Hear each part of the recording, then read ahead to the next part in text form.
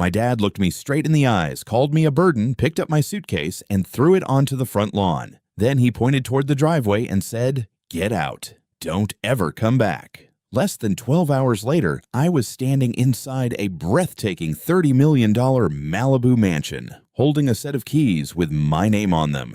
The same family who smiled as I walked away would soon realize they had made the biggest mistake of their lives. If this story touches your heart, don't forget to subscribe, leave a like, and share it with someone who might need to hear it. Until that night, I truly believed family would always stand by you. I couldn't have been more wrong. My mom passed away when I was 14. After she was gone, everything inside our home changed. My father, Gideon Vale, became distant and cold. At first, I told myself he was grieving, so I tried to be patient. I helped around the house, cooked dinner whenever I could, kept my grades up, and stayed out of trouble. No matter how hard I tried, nothing was ever enough for him.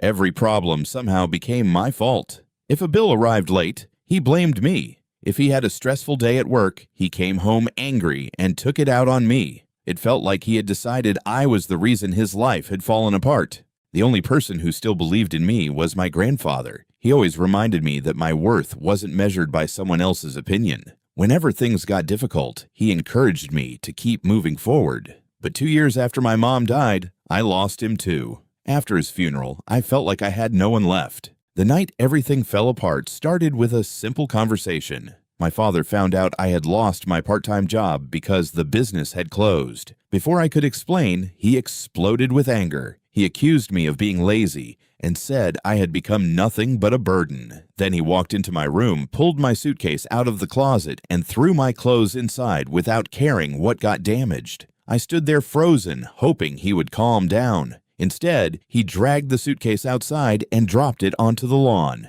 "You wanted your own life," he said. "Go live it. You're not welcome here anymore." I looked around, hoping someone would stop him.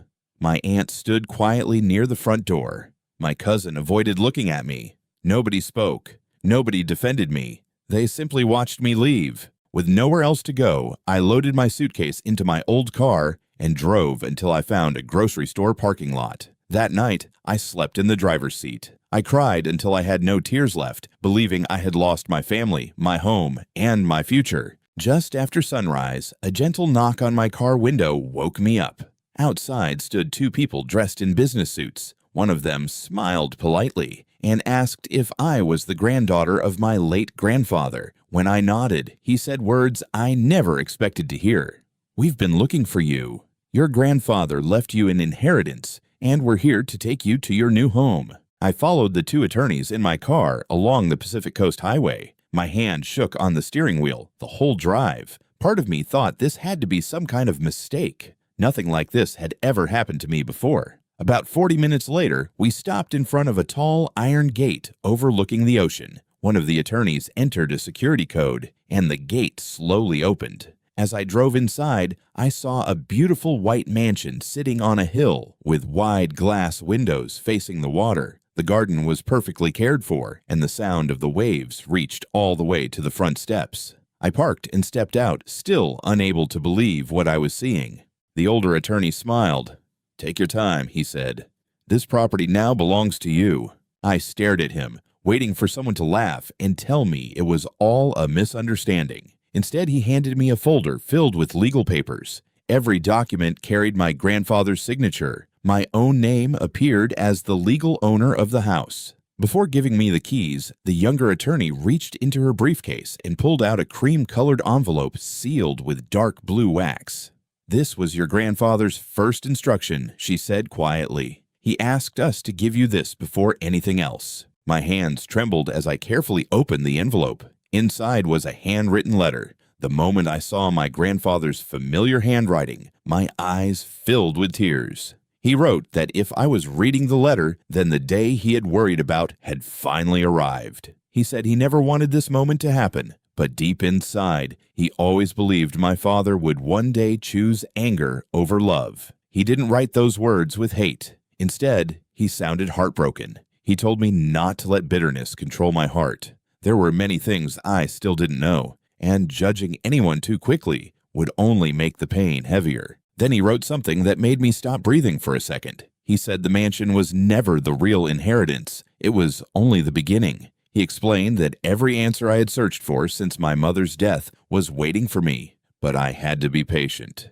He asked me to trust him one last time and promised that each letter would reveal another piece of the truth.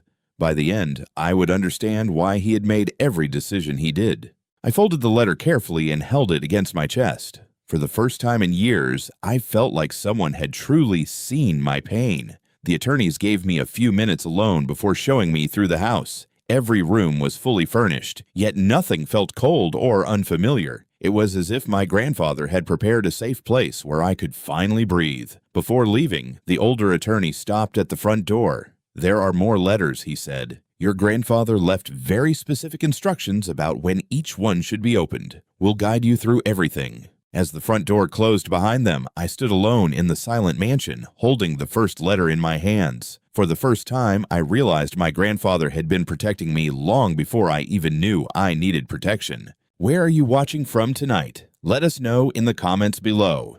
I spent most of the afternoon walking through the mansion, trying to take everything in. Every room reminded me that my life had changed overnight. I still couldn't believe my grandfather had planned all of this without ever telling me. As the sun began to set, I heard the sound of several cars stopping outside the front gate. A few minutes later, the security system buzzed. The guard informed me that my father and several relatives were demanding to come inside. I hadn't called any of them. I hadn't even spoken to anyone since leaving my father's house. Before I could answer, I saw them through the security cameras. My father stood at the front with a hard look on his face. My aunt and cousin were behind him, along with two other relatives who had barely spoken to me in years. I told the guard to let them through. The moment they walked inside, everyone looked around at the mansion instead of looking at me. Their eyes moved across the high ceilings, expensive furniture, and the view of the ocean. The same people who hadn't cared where I slept the night before suddenly seemed very interested in my life. My father finally broke the silence.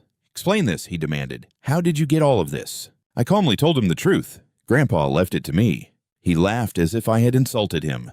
"That's impossible," he said. "You must have pressured him before he died. He would never leave everything to you." The accusation didn't even surprise me. One relative claimed I had hidden my grandfather's will. Another suggested I had tricked him while he was sick. They spoke over one another, each coming up with a different reason why I didn't deserve what I had inherited. Not one person asked how I was feeling. Not one person apologized for watching me get thrown out the night before. I listened quietly until everyone finished talking. Then I looked at my father. "The lawyers have every legal document," I said. "If you think something was done illegally, you're free to speak with them." He had no answer. The room became silent for a few seconds. I walked toward the front door and opened it. "I think it's time for all of you to leave." My father stared at me, expecting me to change my mind. I didn't. One by one, they walked out without another word. My father was the last to leave. Before stepping outside, he turned back and said, "This isn't over." After the gate closed behind them, the house became peaceful again. That evening, I made myself a cup of tea and sat beside the large windows overlooking the ocean. The attorneys had left another sealed envelope inside the study with instructions not to open it until I was alone. I carefully broke the seal. My grandfather's handwriting greeted me once again. This letter was much shorter than the first. He wrote that the hardest part of the journey was about to begin because the truth always makes people uncomfortable. Then came the sentence that stayed in my mind long after I finished reading. For nearly 20 years, someone in this family has been protecting a lie instead of protecting you. I read those words again and again. Suddenly, I understood why my grandfather wanted me to be patient. The story I had believed about my family was only part of the truth. I barely slept that night. My grandfather's words kept repeating in my mind. By morning, I knew I couldn't rush through this. If he had gone to so much trouble to leave these letters, there had to be a reason for revealing everything one step at a time. Later that day, the attorneys returned. They brought several boxes that had been kept in my grandfather's private office. One of them handed me another sealed envelope. "He wanted you to read this one before looking through anything else," the attorney said. After they left, I sat down in the library and carefully opened the letter. My grandfather began by saying he was sorry for every time I believed I was facing life alone. He explained that he had made a promise to my mother before she passed away. He promised he would watch over me, even if I never knew he was doing it. As I kept reading, one memory after another started making sense. He admitted that he had quietly paid my college tuition after my scholarship no longer covered all my expenses. I remembered wondering why the school suddenly told me my balance had been cleared. I had assumed it was a mistake. He also revealed that when I couldn't afford the deposit for my first apartment after graduation, he had arranged for someone else to pay it without telling me. At the time, I thought the landlord had simply decided to trust me. Then came another surprise. The first full-time job I ever received hadn't happened by chance. My grandfather had spoken to the company owner years earlier. He never asked anyone to hire me because of family connections. He only asked them to give me a fair interview.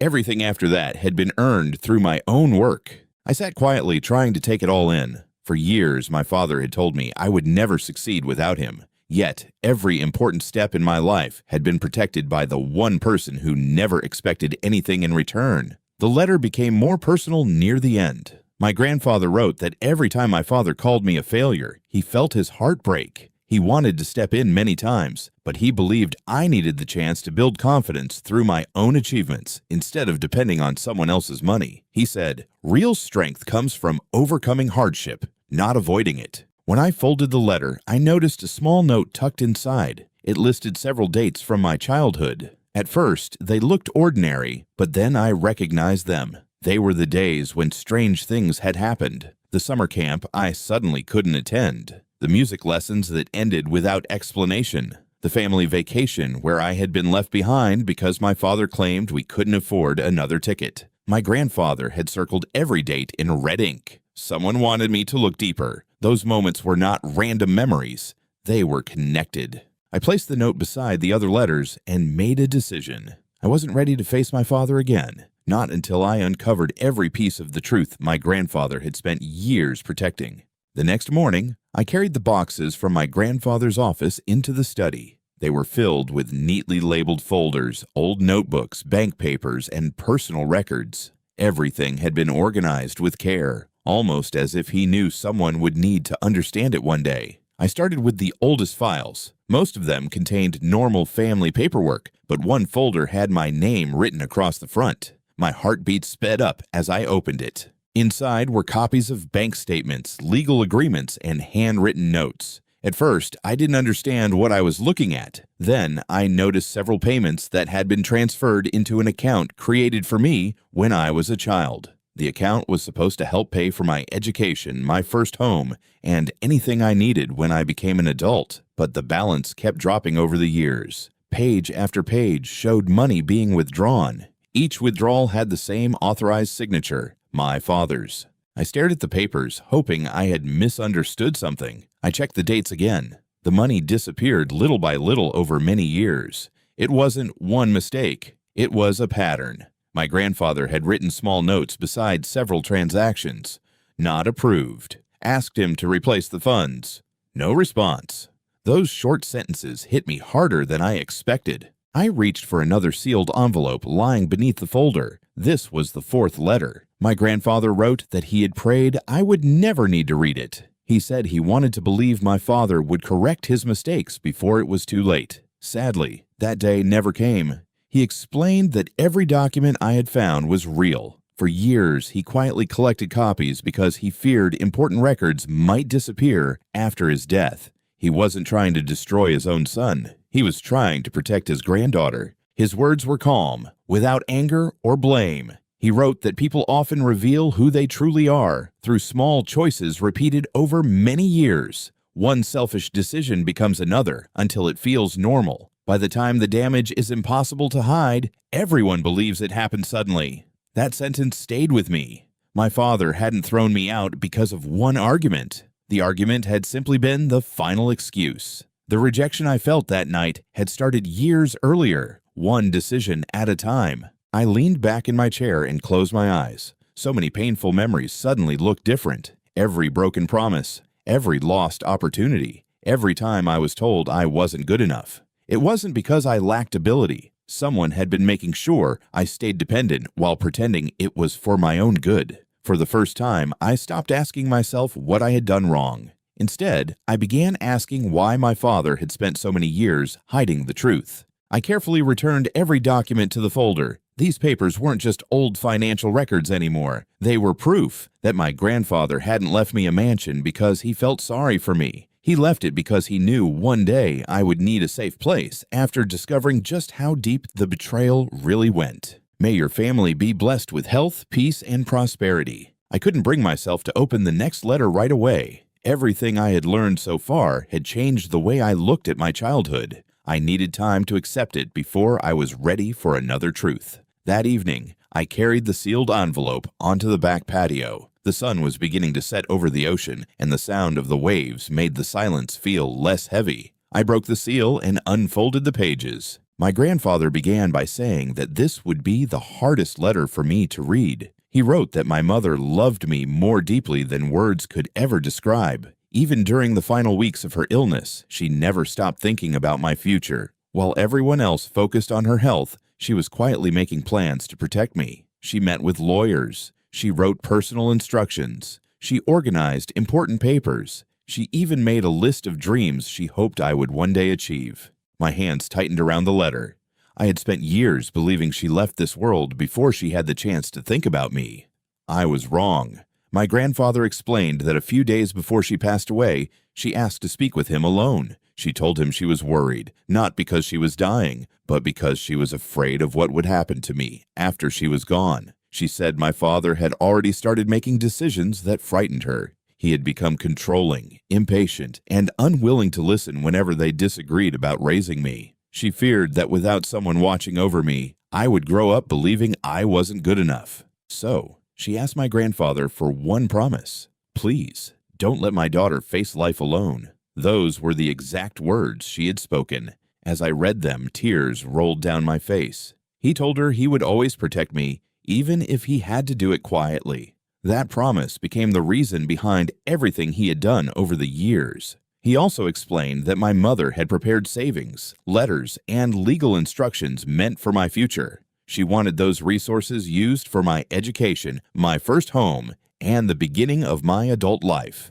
After her death, those plans slowly disappeared. Some were ignored, others were changed. A few were never mentioned again. My grandfather spent years trying to preserve what he could without creating a battle that might hurt me even more. Near the end of the letter, he included something unexpected. It was a copy of a page from my mother's journal. Her handwriting was soft and familiar. She wrote that she hoped I would grow into a kind woman who never measured her value by the opinions of people who failed to see her heart. She believed I would face difficult days, but she hoped I would never mistake rejection for truth. The final sentence nearly broke me. It said, "If one day you feel alone, remember that my love didn't end when my life did." I held that page against my chest for a long time. For years, I had quietly wondered why my mother hadn't done more to protect me. Now I finally understood. She had tried. She had fought until she had no strength left.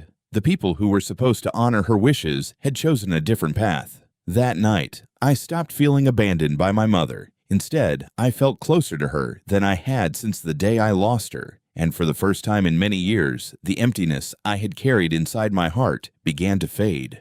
The following morning, I met my grandfather's attorney and accountant at their downtown office. They had worked with him for many years, and it was clear they had been waiting for this meeting. The attorney placed several thick binders on the conference table.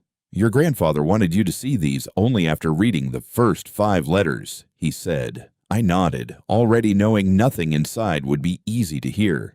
The accountant opened the first binder and showed me records covering nearly 20 years. Every page was carefully organized with dates, signatures, and supporting documents. He explained that my grandfather owned several investments and properties. Some were meant to stay in the family, while others had been planned for my future. The problem was that my father had never told anyone the complete truth about those assets. Instead, he handled family business as though everything belonged to him alone. Whenever relatives asked questions, he always had an explanation ready. He claimed certain investments had failed or that properties had been sold years earlier. Nobody questioned him because they trusted him. My grandfather didn't. Whenever something didn't seem right, he quietly requested copies of financial records. Over time, he realized important information was being hidden. The attorney handed me another folder. Inside were letters my grandfather had sent to my father over the years. They weren't angry. They simply asked him to correct missing records, replace money that didn't belong to him, and be honest with the family. My father either ignored the letters or gave excuses that never solved anything. He always promised to fix it later, the attorney said softly. Later never came.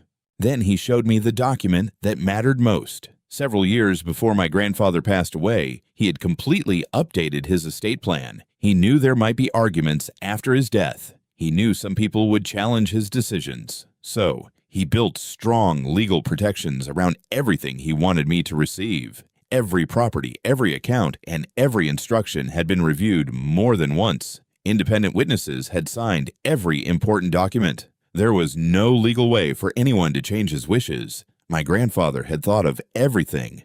The attorney smiled for the first time since I arrived. He loved you very much, he said. He wanted your future to depend on the truth, not on anyone else's approval. As I looked through the final papers, I realized something else. My father's reputation had been built on a story that wasn't true. For years, relatives believed he had carried the family through difficult times. They thought he had managed everything fairly and honestly. The records told a different story. Piece by piece, the image he had created was beginning to fall apart. I didn't feel happy about it. I didn't celebrate. Mostly, I felt sad.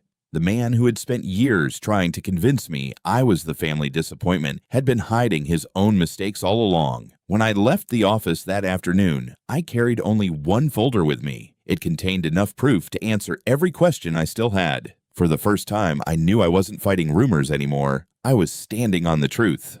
A week after my meeting with the attorney, the phone calls started coming one after another. At first, I ignored them. Most of the numbers belonged to relatives who had not spoken to me in years. Some even left cheerful voice messages, acting as if nothing had ever happened between us. Then my aunt called. Her voice sounded unusually gentle. She asked if we could meet because the family was going through a difficult time. She said everyone had made mistakes and that this was the moment to come together. I agreed to meet her at a quiet restaurant near the beach. When I arrived, I realized she wasn't alone. My father, my cousin, and 2 other relatives were already sitting at the table. No one had mentioned that on the phone. For a moment, I thought about leaving, but I stayed. The conversation started with small talk that felt forced. They asked about the mansion, the weather, and whether I had settled in. Then my father finally got to the point. He admitted the family business was struggling. Several investments had failed, bills were piling up, and they needed financial help to keep everything from falling apart. He looked at me as though helping them was the obvious thing to do. "We're still family," he said. I listened without interrupting. Not once did anyone apologize. No one mentioned the night I slept alone in my car. No one admitted they had accused me of lying or trying to steal my grandfather's inheritance. They wanted my money. They still didn't want to face the truth. I took a slow breath before answering. "I hope things work out for all of you," I said calmly. "But I'm not going to solve problems I didn't create." My father frowned. "So, you're just going to watch your family suffer?" I looked at him for a few seconds. I already know what it feels like to suffer while my family watches. The table became completely silent. Nobody had a response. I stood up, placed enough cash on the table to cover my meal, and picked up my purse. Before leaving, I looked around at each of them. "I don't hate any of you," I said, "but I won't let guilt decide my future anymore." Then I walked away. As I stepped outside, I expected to feel angry. Instead, I felt surprisingly peaceful. For years, I believed saying no would make me a selfish person. Now I understood there was a difference between kindness and allowing people to use you. That evening, I returned home and walked through the quiet rooms of the mansion. For the first time since inheriting it, the house truly felt like mine. Not because of its size or its value, but because it was the one place where nobody could force me to earn love by sacrificing myself.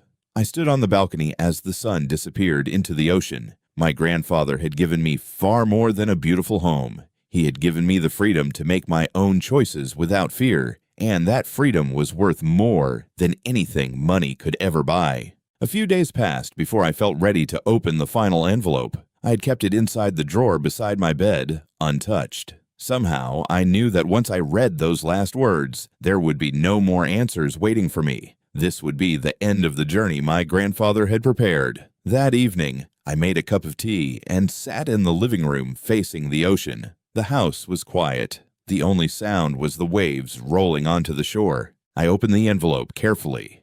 The first line made me smile through my tears. My grandfather wrote that if I had reached this letter, then I was stronger than I believed. He said he hoped I had stopped blaming myself for the choices other people made. For so many years, I had carried guilt that never belonged to me. He wanted me to put it down forever. As I continued reading, he explained why he had chosen to leave me the Malibu mansion. It was never about showing off wealth. It was never meant to punish anyone. He said, every person deserves one place in the world where they feel safe, respected, and welcome. He wanted this home to become that place for me. He reminded me of something he used to tell me when I was little. A house becomes a home because of the people you allow inside. Back then, I never understood what he meant. Now I finally did. He told me not to waste my future trying to win love from people who had already decided not to give it. Real love never asks someone to prove they deserve kindness. Then he wrote about forgiveness. He said, forgiving someone does not mean pretending nothing happened. It simply means refusing to let the pain control the rest of your life. Whether I forgave my father or not would always be my choice. No one else had the right to make that decision for me. Near the end of the letter, his words became even more personal. He said he had always admired my quiet strength. Even during the hardest years, I never became cruel. I never stopped caring about other people, even when life gave me many reasons to give up. He hoped I would never lose that part of myself. Finally, I reached the last paragraph. He wrote that true wealth is not measured by money, expensive homes, or family names. True wealth is waking up each morning with peace in your heart and having the freedom to choose who deserves a place in your life. That freedom, he said, could never be bought or taken away. I slowly folded the letter and held it against my chest. For a long time, I simply sat there watching the waves. The questions that had followed me since childhood were finally answered. I understood my mother's love. I understood my grandfather's sacrifices. Most importantly, I understood my own value. I no longer needed anyone's approval to believe I was enough. As the sun disappeared beyond the horizon, I whispered a quiet thank you. Not for the mansion, not for the inheritance, but for giving me the truth before it was too late. For the first time in my life, my heart felt completely at peace. Several months passed, and life slowly found a new rhythm. The mansion no longer felt strange or overwhelming. It became a place where I could finally relax without waiting for the next argument or cruel comment. Every room carried a sense of peace that I had never experienced growing up. I didn't fill the house with expensive things. Instead, I filled it with simple moments that made me happy. Friends who had stood beside me during my hardest days came over for dinner. My elderly neighbor, who lived alone, often joined us for coffee. The staff who worked on the property became people I respected, not just employees. Little by little, the house became a real home. I also started supporting a scholarship program at a local college in my grandfather's name. I knew how much education had meant to him. If I could help even one student who felt forgotten the way I once had, it would honor everything he believed in. One afternoon, the front gate security called to tell me someone wanted to see me. It was my father. For several minutes, I stood inside the house thinking about whether I should meet him. Finally, I asked the guard to let him in. When he walked through the front door, he looked older than I remembered. The confidence he always carried was gone. He stood quietly, looking around without saying a word. After a long silence, he looked at me. I was wrong, he said. There was no anger in his voice, no excuses, no blaming anyone else. He admitted he had made choices that pushed me away, little by little, until there was nothing left between us. He said he had spent months thinking about everything that had happened and wished he could go back and change it. Then he asked the question I always imagined hearing. Can you forgive me? I took a deep breath before answering. I don't want to spend my life carrying hate, I said. So, yes, I forgive you. He looked relieved for a moment, then I continued. But forgiveness doesn't erase what happened. It doesn't bring back the years we lost. And it doesn't mean things go back to the way they were. He slowly nodded. I think he finally understood. We spoke for a little while longer before he quietly left. As I watched him drive away, I didn't feel victory. I didn't feel revenge. I only felt acceptance. Some broken things can be repaired, others can only be remembered. That evening, I walked onto the balcony with my grandfather's final letter in my hands. The ocean stretched out before me, calm and endless, just as it had the day I first arrived. I looked up at the sky and smiled. "Thank you," I whispered. "Thank you for believing in me when I couldn't believe in myself. Thank you for keeping your promise to my mother. Thank you for giving me a future instead of letting my past decide who I would become." The mansion was an incredible gift, but it was never the greatest one. The greatest inheritance my grandfather left me was the truth, because once I finally knew my worth, no one could ever make me feel unwanted again. If this story touched your heart, please subscribe to support the channel. I'm so curious, where is everyone watching from today? Please drop a comment below and let me know what city or country you're in. And what did you think about the story we just shared? I'd love to read your thoughts and reactions. Did it resonate with you in any way? Wherever you are in the world, I truly hope you are safe and well. My biggest wish is for all of you to find peace and happiness in your days. Finally, this is a community built on sharing. If you have an interesting story of your own that you think everyone here would love to hear, please don't hesitate to share it with us. We would be honored to listen.